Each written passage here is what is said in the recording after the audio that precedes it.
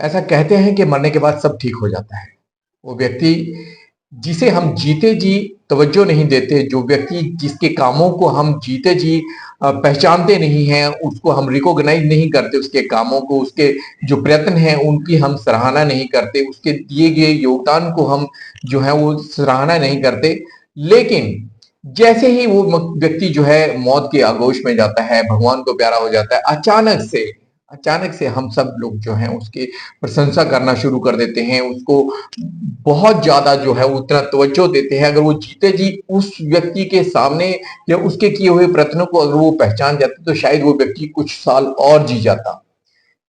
ऐसा ही हुआ हमारे पूर्व प्रधानमंत्री डॉक्टर मनमोहन सिंह। डॉक्टर मनमोहन सिंह वो व्यक्ति थे जिन्होंने भारत की जो अर्थव्यवस्था थी, उस जर्जर हो चुकी अर्थव्यवस्था, जो हर किसी के हाथ में जा जाके ऐसे ऐसे प्रधानमंत्री आए जिन्होंने उस देश की हालत बुरी कर दी। उस समय उस जर्जर हुई आर्थिक व्यवस्था की जो हालत थी, राजीव गांधी के जाने के बाद जो प्रधानमंत्री बने उनके द्वारा जो हालत की गई थी, उस दौर से बाहर निकालने में उस व्यक्ति का जो योगदान रहा है, भारत उस अविस्मरणीय योगदान को कभी भुला नहीं सकता।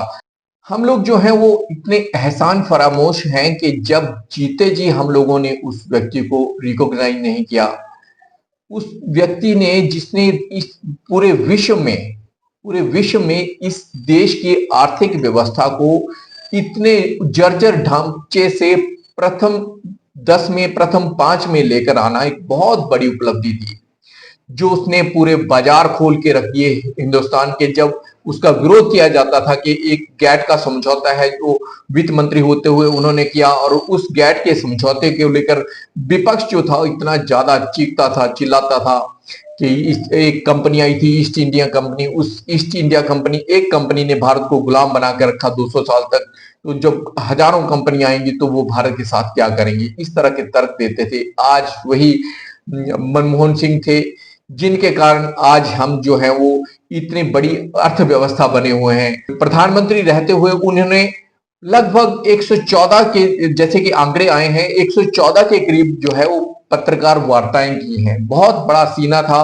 एक मनमोहन व्यक्ति प्रधानमंत्री जिन्हें कहा जाता था कि मनमोहन प्रधानमंत्री कहा जाता था, लेकिन वो भी 114 बार पत्रकारों को का सामना कर चुके हैं अपने समय में। कितनी बड़ी उपलब्धि थी। जब भी वो कहीं विदेश जाते थे, विदेश से आने के बाद हवाई जहाज में या अपने ऑफिस में या कहीं और पे वो हमेशा पत्रकार वार्ता करते थे, और पत्रकारों के सवालों का जवाब देने से कभी भी बचते नहीं थे। कभी भी लोकसभा में जवाब देने से नहीं बचते थे, राज्यसभा में जवाब देने से नहीं बचते थे। वो प्रधानमंत्री जिन्होंने सूचना का अधिकार दिया, जिन्होंने रोजी रोटी का अधिकार दिया, शिक्षा का अधिकार दिया, मनरेगा का अधिकार दिया, इस तरह के बहुत से अधिकार जो थे उन्होंने दिए। जैसे लैंड एक्विजिशन का अधिकार था वो भी उन्होंने दिया। तो इस तरह के जो अधिकार जो एक भारत की अर्थव्यवस्था को और सामाजिक ढांचे को दोनों तरफ से मजबूत करने के लिए, एक आर्थिक व्यवस्था भी और एक सामाजिक ढांचा भी जिस व्यक्ति ने मजबूत किया है, आज उसकी मृत्यु पर जिस प्रकार से उसके ही दल के लोग विधवा विलाप कर रहे हैं। जब समय था, नेहरू के बाद एक ऐसे ये व्यक्ति रहे जिनके ऊपर सबसे ज्यादा लांछन लगाए गए। नेहरू के बाद सबसे ज्यादा अगर किसी को प्रताड़ित किया गया प्रधानमंत्री होने के बाद, तो मैं समझता हूं कि एक सुनियोजित षड्यंत्र के तहत, सुनियोजित चाल के तहत, पूंजीपतियों के कहने पर इस व्यक्ति को सबसे ज्यादा प्रताड़ित किया गया, आरोप लगाए गए, लेकिन पाक साफ दामन होकर ये निकले हैं। और इन्होंने जो देश के लिए किया है उसका योगदान जो है वो कभी भुलाया नहीं जा सकता। इनको जब डिफेंड करने की जरूरत थी तब इनके पार्टी के लोग भी सामने नहीं आते थे।